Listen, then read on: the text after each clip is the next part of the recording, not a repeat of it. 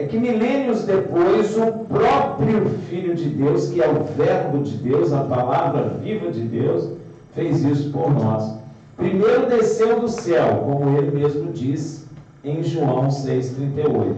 Porque eu desci do céu não para fazer a minha vontade, mas a vontade daquele que me enviou.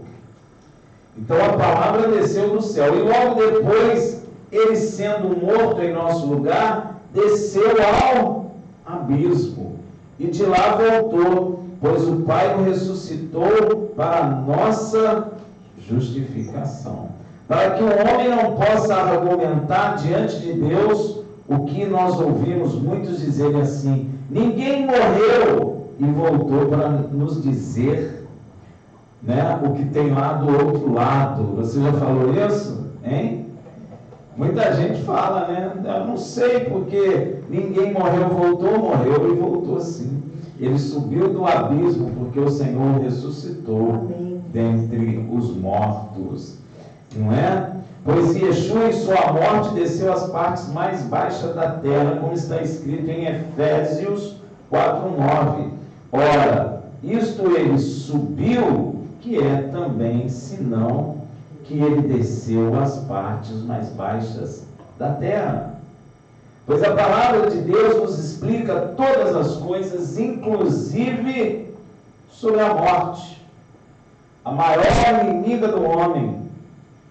Ninguém quer morrer. Se você botar o Maracanã cheio, ou qualquer lugar cheio, e gritar: quem quer morrer? Ninguém levanta a mão. E se pudesse fugir, nós fugiríamos. A Bíblia diz que a morte é inimiga do homem, mas Yeshua morreu e ressuscitou. Pois a palavra de Deus nos explica todas as coisas. A justiça vem da fé. A justiça que vem da fé é você crer no seu coração em tudo que está escrito na palavra de Deus. Por isso Paulo complementa lá em Romanos 10:8. Mas que diz: a palavra está perto de ti, na tua boca e no teu coração. Isto é a palavra da fé que pregamos.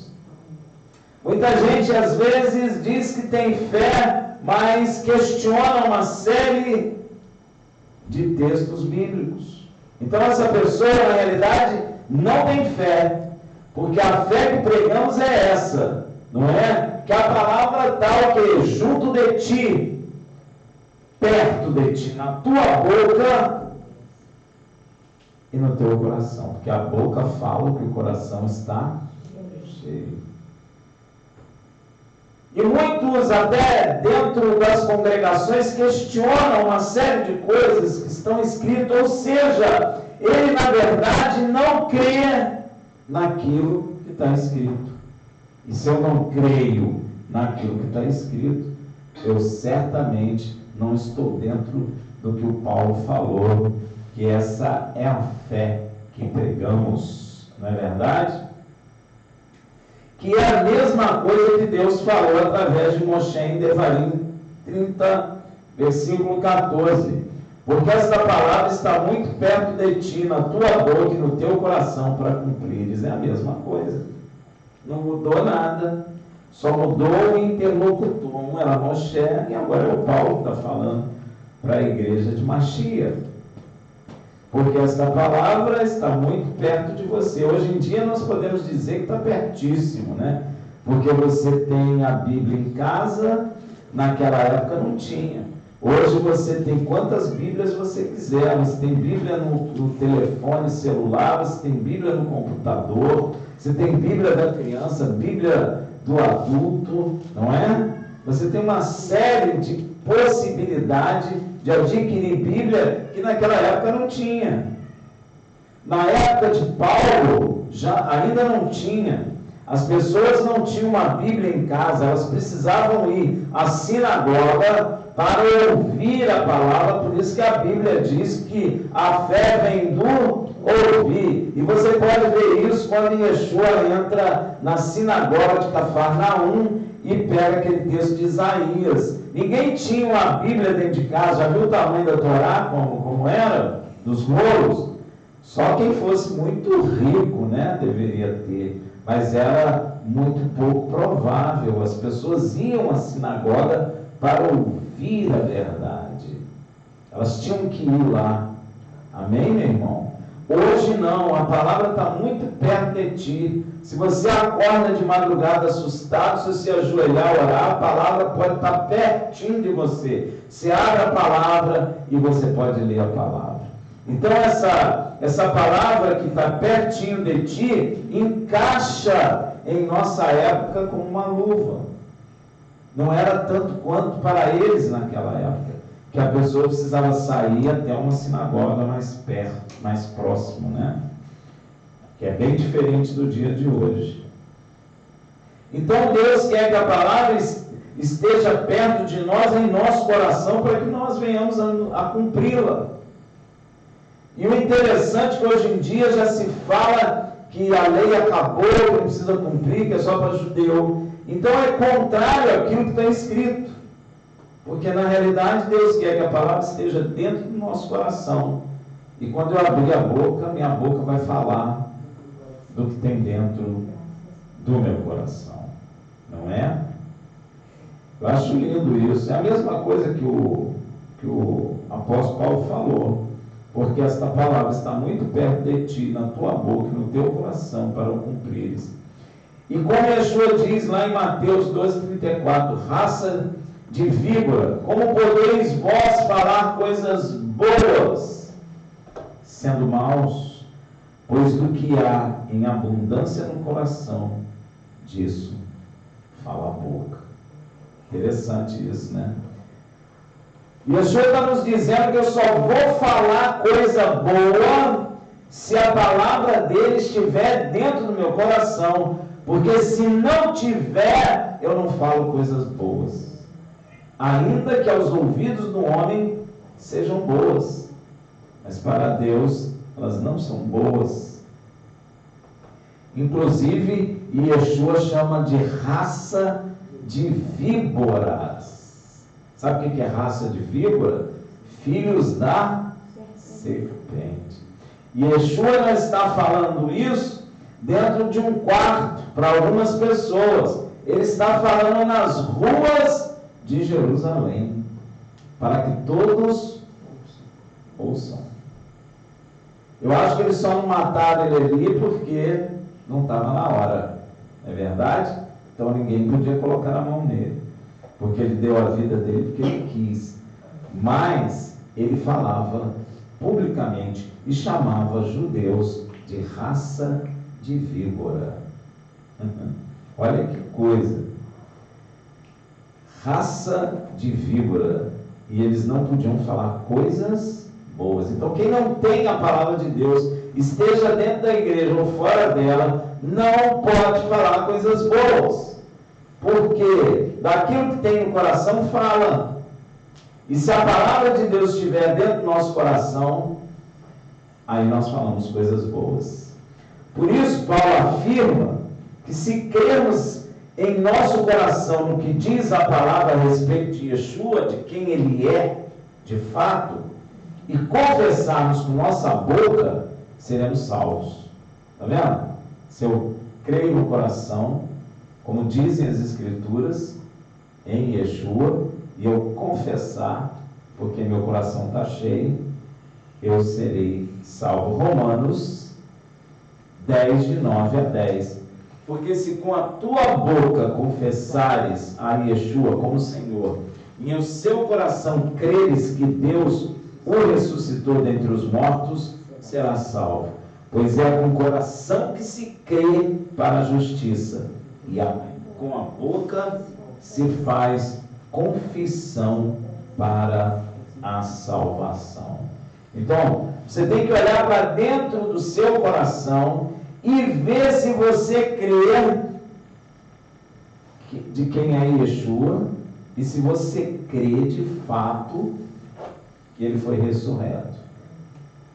Interessante, né? Porque, para pensar, você viu Yeshua? Não viu. Cadê ele? Hein? inimigo chega e pergunta isso para você: cadê ele? Você tem certeza que ele está vivo? Meu irmão, se você dentro do seu coração crê que Yeshua foi ressuscitado por Deus, que ele está vivo, isso é um testemunho dentro de você.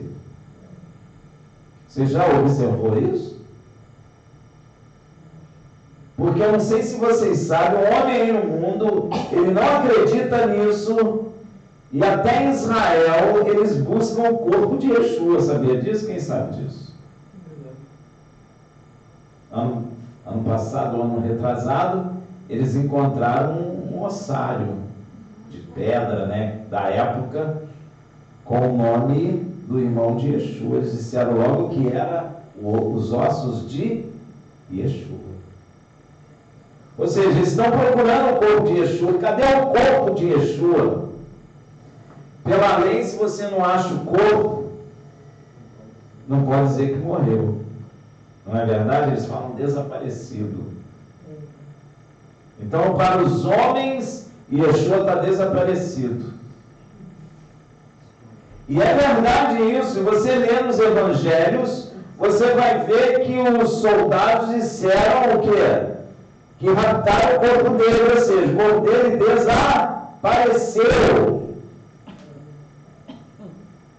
Mas se você olhar para dentro do seu coração, meu irmão, você crê que ele está vivo? Tem certeza? E se os lá em Israel falarem assim: achamos o corpo de Yeshua, você crê? Gente, isso é sério. Porque a palavra está dizendo que no meu coração que se crê para a justiça, é aqui dentro de mim. Às vezes não é nem pelo que eu concordo, mas é o que tem dentro de mim certeza absoluta que Yeshua vive. Certeza absoluta, não importa nem se aparecer o cara dizendo que achou o corpo de Yeshua lá, você não dá nem bola para ele, porque você tem certeza que Yeshua está vivo, está no céu, sentado à destra do Pai nas alturas. Isso é a forma de ver se eu estou salvo. É você contigo mesmo e eu comigo mesmo. Eu olho para dentro de mim e vejo se existe essa certeza, porque essa certeza ela tem que ser absoluta.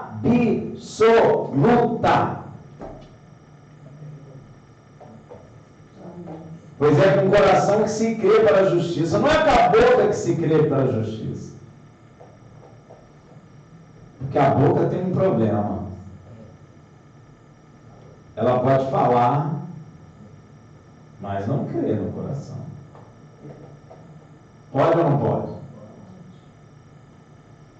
Essa semana eu estava vendo uma reportagem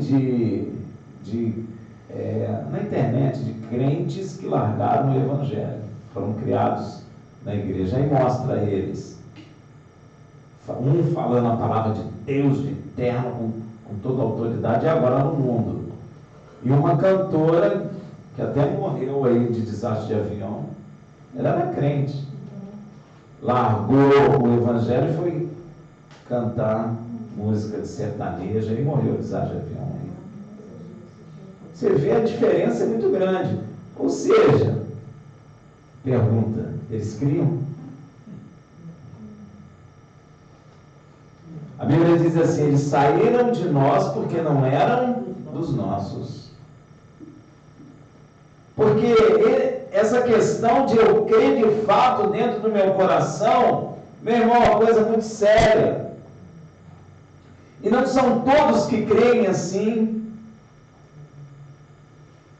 Tanto não são todos que creem assim, que tem aparecido homens que se dizem que são Yeshua.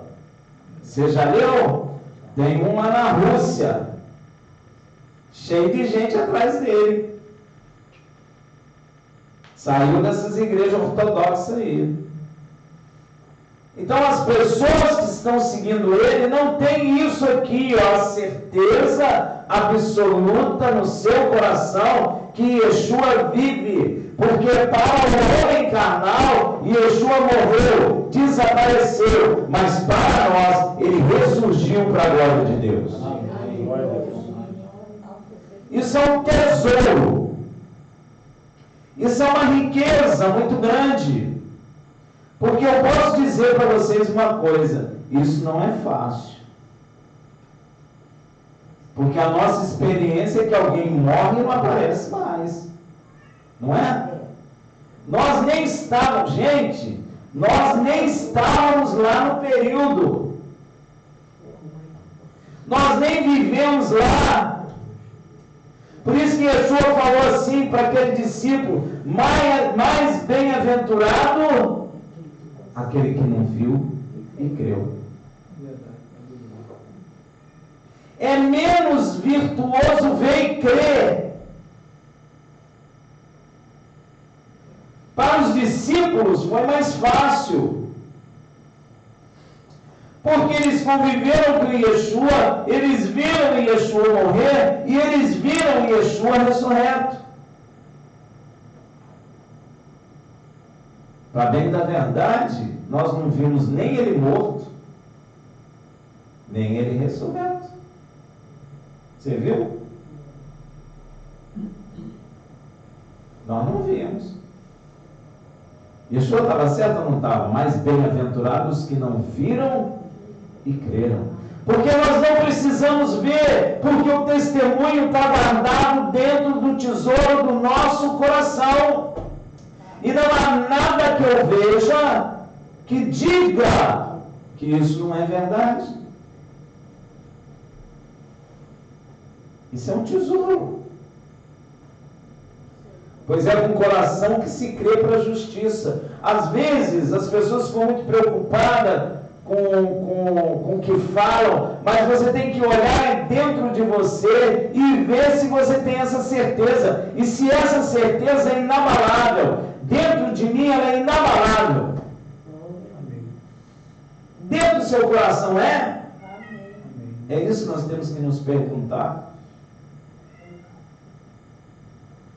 Você pode fazer tudo na tua vida, você pode ganhar dinheiro, trabalhar, ter família, mas se essa certeza não for absoluta, você não será salvo. Já parou para meditar nisso? Porque é no coração que se crê para a justiça. E aí sim, com a boca se faz confissão para a salvação. Pois a própria Escritura diz que ninguém que em Yeshua crê será confundido. Gente, olha que maravilha! Se eu estou sendo confundido, é porque eu não estou em Yeshua. Eu até aceito um pouco Yeshua, mas estou muito confuso, muita gente falando. É problema. É a palavra que diz isso, ó, Romanos 10, 11, porque a Escritura diz, ninguém que nele crê será confundido. Essa palavra foi escrita há 2000 anos atrás, e o apóstolo está dizendo assim, lá há 2000 anos atrás, quem crê na palavra, quem crê em Yeshua, não será confundido. É sempre lá na frente. Se eu ler esse texto agora, eu estou dizendo, ninguém que nele crê será confundido. Se eu de fato creio nele, se dentro de mim tem essa certeza absoluta, eu nunca serei confundido. Rafael, por que as pessoas se confundem? Porque de fato não creem. É por isso. Porque quando nós de fato cremos, não somos confundidos. A palavra de Deus não mente. Por isso, está nas Escrituras o que Paulo fala aos Romanos 9,33. Como está escrito, eis que eu ponho em Sião uma pedra de tropeço e uma rocha de escândalo, e quem nela crê não será confundido. É pedra de tropeço e é pedra de escândalo. Por quê? Porque quem não crê nele, ele é pedra de tropeço. Quem não crê nele é um escândalo, porque o que Yeshua fez foi um escândalo. Imagina, Yeshua dizer assim, eu dou a minha vida e torno a tomá-la. Isso é um escândalo. Não tem homem que possa fazer isso. Ninguém tinha visto homem nenhum dizer isso. Confúcio não diz isso, Buda não diz isso, sei lá quantos outros já apareceram aí. Nenhum deles diz isso. Mas Yeshua diz, eu dou a minha vida porque quero e torno tomá-la. Gandhi falou isso? Gandhi jejuou de ficar com a perna fina e torta. Mas ele disse assim, eu dou minha vida porque quero e torno. Gente, isso é muita autoridade. Eu morro, mas eu volto. Gente, isso é muito poder.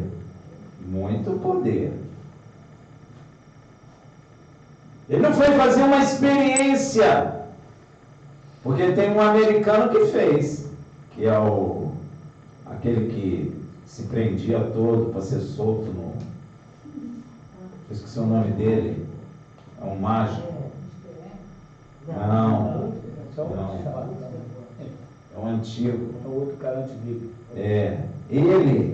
Ele fez até um código com a esposa quando ele morreu, porque ele ia falar com ela. Falou? Hã? Mas Yeshua diz assim, ó, eu dou a minha vida e torno a tomá-la. Mas ele não só disse, ele fez. Porque ele apareceu vivo por 40 dias aos discípulos, instruindo-os. Ainda falou, toque-me. Fantasma.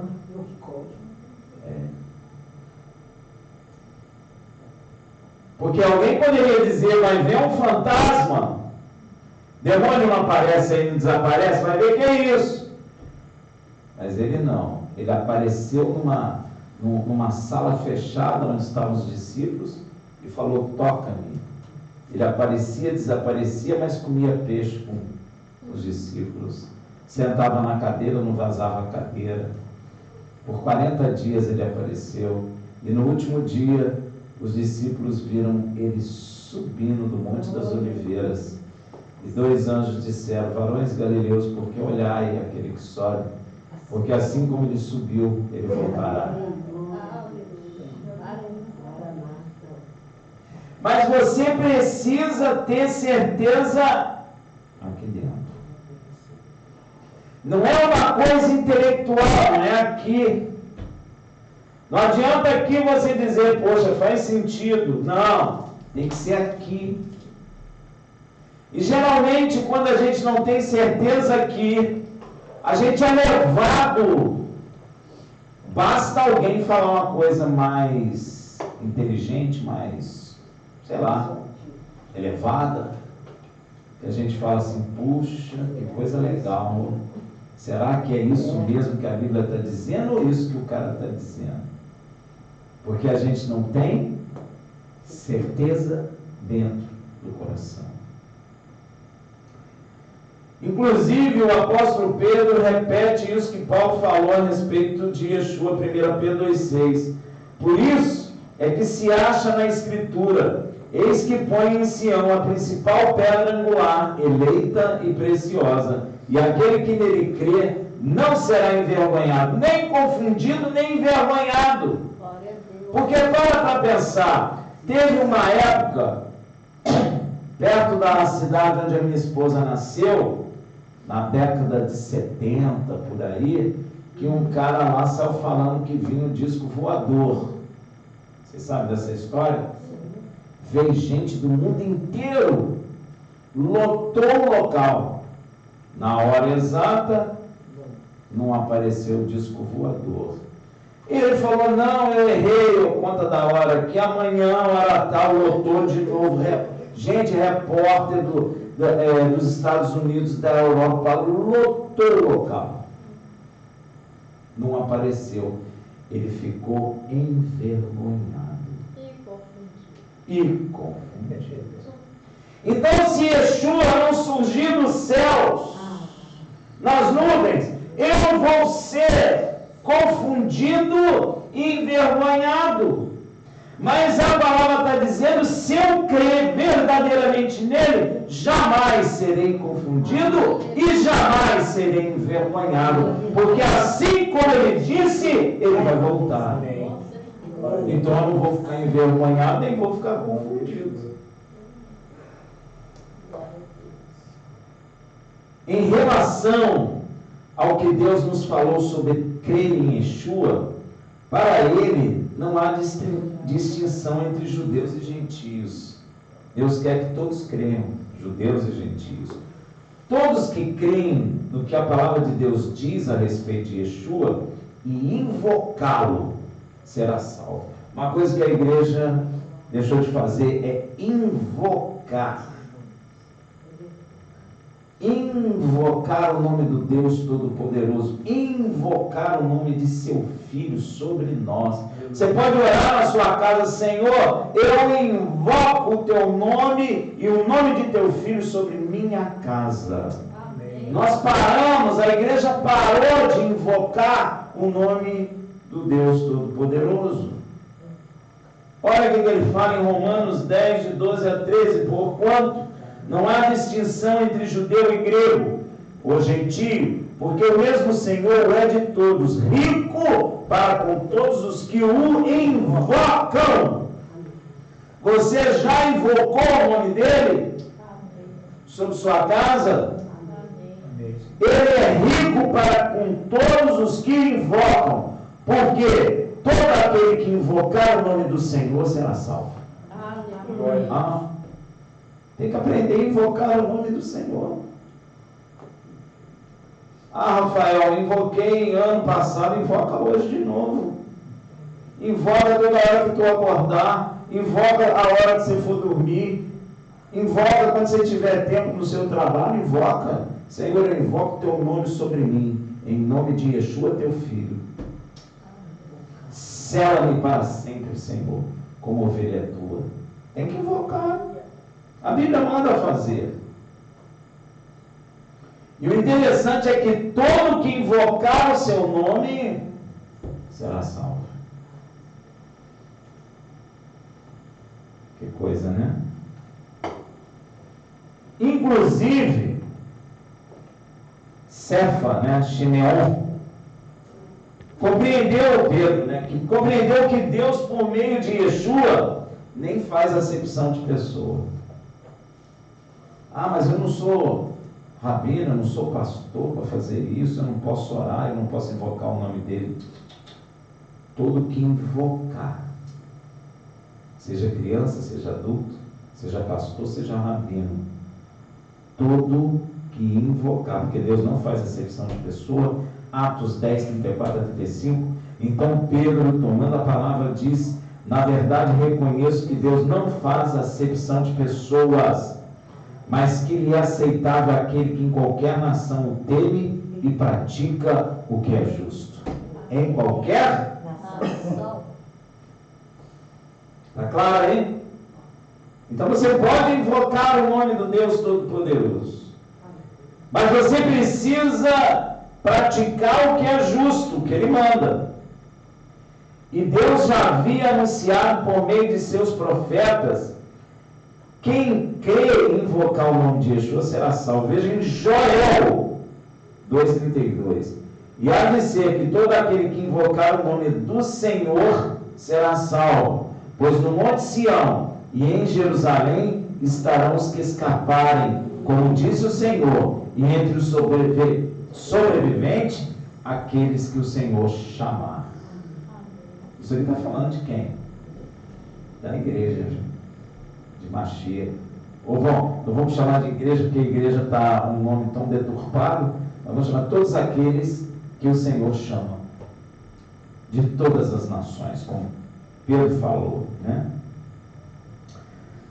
Não é verdade, gente? Mas Paulo faz um questionamento lá em Romanos 10,14. Como, pois, invocarão aquele em quem não creram? Só invoca quem crê. Quando a pessoa fala para você assim, para quem invocar quem não crê? Ela já está te dando uma dica, o que ela tem no coração, ela tem dúvida, ela não tem certeza. Nós precisamos ter certeza absoluta, nada pode abalar a certeza de que Yeshua é o Salvador, o Filho de Deus, morreu, ressuscitou, está sentado à destra de Deus, vivo e voltará. Amém. Isso tem que estar plantado dentro de nós. Não pode ter abalo. Fulano de tal falou isso. Estou com dúvida agora. Pronto. Você já sabe que a coisa está estreita. Tem que orar, clamar pela pessoa enquanto ela está viva. Porque se morre assim, perdeu a salvação. Como, pois, invocarão aquele em quem não creram? E como crerão naquele de quem não ouviram falar? Tem que falar dele. Olha aí. E como ouvirão se não há quem pregue? Isaías falou, envia a mim, Senhor. Envia a nós, Senhor. Porque as pessoas precisam ouvir, não é? Senão... Para isso Deus manifestou sua palavra no tempo apropriado, veja em Tito 1,3. E no tempo próprio manifestou a sua palavra, mediante a pregação que me foi confiada, segundo o mandamento de Deus, nosso Salvador. Para que acontecesse o que aconteceu com Filipe e o etíope, mordomo da rainha Candice, em Atos, lembra disso? 8, de 26 a 31. Mas o anjo do Senhor falou a Filipe dizendo, levanta-te e vai em direção... Por que o anjo não foi falar? Porque a pregação é dado a nós. Os anjos até queriam, mas Deus não permitiu. Deu esse prazer, eu digo até prazer, a nós, de anunciar o nome do justo. Mas o anjo do Senhor falou a Filipe dizendo, levanta-te e vai em direção do sul pelo caminho que desce de Jerusalém a Gaza, o qual está deserto. E levantou-se e foi. E eis que um etíope, eunuco, mordomo de Candice, eu não sei se você sabe, Candance ou Candice, como algumas traduções têm, não é nome não, viu? É título. É igual rainha, lá do povo etíope. O significado dessa palavra é rainha mãe, mais ou menos, tá? É igual ao faraó. Faraó não é nome, faraó é título. Tem muita gente que pensa que faraó é nome, não é. É igual o rei dos europeus, é faraó dos egípcios. Amém? E também Candance ou Candice é rainha mãe dos etíopes. Tá? Do povo Cuxi, lá da Etiópia. Rainha dos etíopes, o qual era superintendente de todos os seus tesouros e tinha ido a Jerusalém para adorar. Não sei se você sabe que os etíopes têm muito contato, tiveram muito contato com Israel por causa do rei Salomão. A rainha de Sabá era etíope e ela veio conhecer Salomão. Amém? Regressava e sentado no seu carro lia o profeta. Ele era rico, então ele tinha um livro do profeta Isaías. Disse o Espírito a Filipe, o anjo, depois o Espírito de Deus.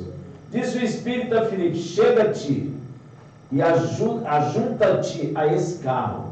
E correndo, Filipe ouviu que lia o profeta Isaías e disse, entendes porventura o que está lendo? Ele respondeu, Pois como poderia entender se alguém não me ensinar? Ó. E rogou a Filipe que subisse e com ele se sentasse. Para este etíope, Filipe respondeu plenamente os questionamentos de Paulo. Como, pois, invocarão aquele em quem não creram? Ó. E como crerão naquele de quem não ouviram falar? Filipe foi a voz de Deus para aquele homem. E como virão se não há quem pregue? O Senhor encontrou o Filipe. Pois Filipe explica sobre Yeshua a este etíope. Olha que coisa interessante. Filipe usou Isaías para explicar sobre Yeshua. Por isso que eu digo para todo mundo, se você não vê Yeshua no Taná, você está com um grande problema. Porque Paulo explicava sobre Yeshua com Torá, Taná. Se você não consegue ver isso, você está com um problema.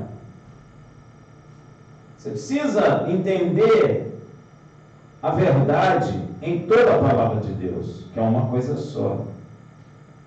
Então, Filipe explica sobre Yeshua este etíope, Atos 8, 32 a 35. Ora, a passagem da escritura que estava lendo era esta: foi levado como uma ovelha ao matadouro, e como está mudo o cordeiro diante do que o tosquia.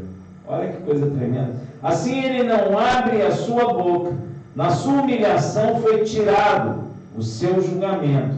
Quem contará a sua geração? Quem vai contar todas essas coisas? Filipe foi um. Isaías já está falando disso lá atrás. E nós agora somos outros. Porque a sua vida é tirada da terra. Respondeu o eunuco a Filipe e disse: rogo-te, de quem diz isto o profeta? Obrigado.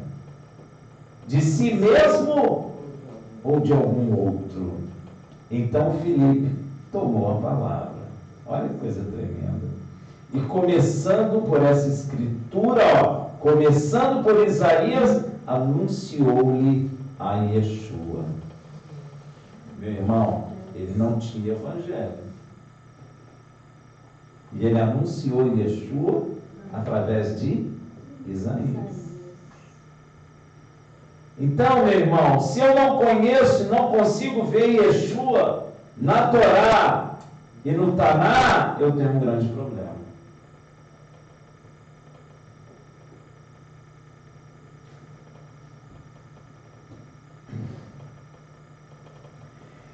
E para que aconteça o que aconteceu com Filipe e o etíope, é necessário que venhamos a crer em tudo que está escrito na palavra de Deus e que sejamos dispostos para Deus, para que Ele nos envie. É isso. Não falando eu quero fazer a obra lá, eu quero fazer a obra aqui. Filipe não disse, não, eu não vou lá para o deserto não, Senhor, porque lá não é legal, mas eu vou se for em Roma, porque tem muita gente, e lá em Roma tem muita grana. É mais ou menos isso que muita gente faz aqui, todo mundo vai para um país aí rico para falar da palavra de Deus, não é assim que acontece? Você não está se dispondo a Deus para fazer o que Ele quer, porque no deserto tu não quer ir. Mas Filipe não questionou.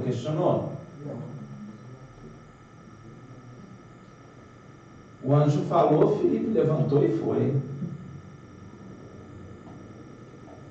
Para que aconteça isso com Filipe e o etíope, é necessário que venhamos a nos dispor a Deus para que isso aconteça e crer em tudo que está escrito na palavra de Deus e que sejamos enviados então por Deus, como Filipe foi. Veja o que Paulo fala em Romanos 10, 15. E como pregarão se não forem enviados? Deus precisa me enviar. Quando Deus me envia, eu sou enviado com autoridade para falar. E ninguém ousa te impedir. Tem um texto bíblico que eu acho interessante, que diz assim: quando o leão ruge, todos os animais se calam. Então, quando Deus te envia com a autoridade dele, todo mundo fica caladinho. Podem até reclamar de você, mas que ouvem. Amém? E como pregarão se não foram enviados? Então, se eu for enviado pela minha própria força, eu não levo a autoridade de quem me enviou. Eu levo a minha autoridade. Mas a minha autoridade vale alguma coisa? Vale nada. Agora, se Deus me envia, Ele garante. Ele me dá autoridade ao abrir de minha boca. Como foi com Filipe. Porque você pode imaginar aquele homem que nunca viu Filipe na vida, um cara rico, de uma posição social alta, no seu carro ali, devia ser uma carruagem muito chique, com a cavalo cheio de empregado do lado, soldado guardando ele. Chega Filipe, que ele nunca viu na vida. Você deixaria entrar no seu carro? Hein? Claro que não. Você nunca viu. Mas o homem mandou ele subir. Aquele homem era um cargo abaixo da rainha. Ele era um homem poderoso. Ele que administrava todos os bens da rainha. Ele era um homem rico. E de repente aparece no deserto um homem que você nunca viu na vida. E esse homem pergunta: o que você está lendo? Aí você fala que está lendo ali o profeta Isaías. E ele mesmo chega e chama só Deus para fazer isso. Amém? Só Deus. E como pregarão se não forem enviados? Assim como está escrito: quão formosos os pés dos que anunciam coisas boas novas, em algumas Bíblias. E sobre estes que são enviados por Deus, como Filipe foi para o etíope, é que atualmente somos nós. Fomos anunciados por Deus por meio de seus profetas. Veja Isaías 52:7. Quão formosos sobre os montes são os pés do que anunciam as boas novas, que proclama a paz, que anuncia coisas boas, que proclama a salvação, que diz a Sião: o teu Deus reina. Veja também Naum 1,15. Eis sobre os montes os pés do que traz boas novas, do que anuncia a paz. Celebra tuas festas, ó Judá. Que festas são essas? Diz aí. Hein? As 7 festas e Shabat, não é? Ó Judá, cumpra os teus votos, não é, minha irmã? Cumpra os teus votos, porque o ímpio não tornará mais a passar por ti. Olha aí, ó. Ele é inteiramente exterminado. Bom, vamos ser como Filipe, aprendendo e vivendo a palavra de Deus e permitindo que Deus nos envie em nome de Yeshua, nos doando a Deus, fazendo a vontade dele, obedecendo o mandamento dele, para que ele olhe para nós e possa nos enviar. Não é verdade? Quando eu estava escrevendo, eu lembrei que Deus falou que aqui seria como um arco e uma flecha que nos enviaria a outros. Amém? Então vamos nos doar, nos entregar às coisas de Deus, para que também Ele possa nos fazer útil para o reino de Deus em Yeshua HaMashiach. Shabbat Shalom.